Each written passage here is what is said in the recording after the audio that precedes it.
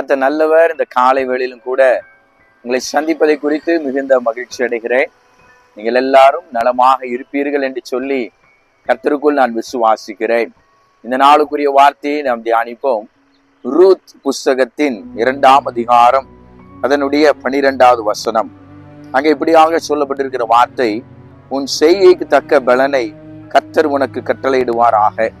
இஸ்ரவேலின் தேவனாகிய கர்த்தருடைய செட்டைகளின் கீழ் அடைக்கலமாய் வந்த உனக்கு அவராலே நிறைவான பலன் கிடைப்பதாக என்றான். ஆம் பிரியமானவர்களே, கர்த்தருடைய செட்டைகளின் நிழலிலே வந்த நமக்கு அவரான நிறைவான பலன் உண்டு. இந்த நாளிலே அவருடைய செட்டைகளின் நிழலிலே வருவதற்கு நீங்களும் நானும் ஆயத்தப்பட வேண்டும்.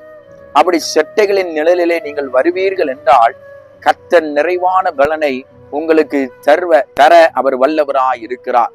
நீங்கள் என்ன செய்தாலும் சரி, தேவ சமூகத்தை நாடி தேவனை முன்னிறுத்தி அந்த காரியத்தை செய்யும் போது அதற்கேற்ற பலனை கர்த்தர் நிச்சயமாக இந்த புதிய நாளிலே உங்களுக்கு அவர் கொடுப்பதற்கு அவர் ஆயத்தமுடையவராய் இருக்கிறார்.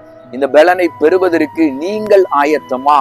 அப்படி ஆயத்தப்படுவீர்கள் என்றால் இந்த காலை வேளையில இந்த வீடியோவை பார்க்கும் பொழுதே கண்ணை மூடி தேவ சமூகத்துல நீங்களும் நானும் ஆண்டவரை பார்த்து சொல்ல வேண்டிய காரியம் என்னன்னா, ஆண்டவரே, உம்முடைய செட்டைகளின் நிழலிலே நான் வருவதற்கு ஆயத்தமா இருக்கிறேன், நீர் என்னை ஏற்றுக்கொள்வீராக என்று சொல்லி அவரிடத்துல நீங்க சொல்லுவோமே என்றால் கர்த்தர் அவருடைய செட்டைகளின் நிழலிலே மறைத்து நமக்கு கிடைக்க வேண்டிய பலனை அவர் கொடுப்பதற்கு அவர் போதுமானவராய் இருக்கிறார். இந்த வார்த்தையை கேட்கிற எனக்கு அருமையான தெய்வ ஜனமே, இந்த வார்த்தையை இந்த நாளிலே கர்த்தர் உங்களோடு பேசுகிறார். உங்களுக்காக நான் செபிக்க விரும்புகிறேன். கண்களை மூடி நாம் செபிப்போமா?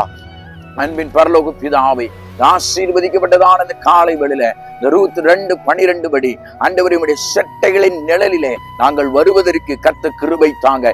நிறைவான பலனை தருவதற்கு, நிறைவான பலனை பெறுவதற்கு ஆண்டவரே நீர் கிருபை தரும்படியாய் செபிக்கிறோம். தேவ பிரசன்னம், தேவ மகிமை இந்த நாள் முழுவதுமாய் எங்களை வழி நடத்தட்டும். வார்த்தையை கேட்கிற ஆண்டவரே, இந்த வீடியோவை பார்க்கிற ஒவ்வொருவரையும் கர்த்தர் ஆசீர்வதிப்பீராக. உம்முடைய சமூகம் முன் செல்லட்டும். இயேசுவின் மூலம் செபிக்கிறோம் நல்ல பிதாவே, ஆமென். கர்த்தர் உங்களை ஆசீர்வதிப்பாராக. ஆமென்.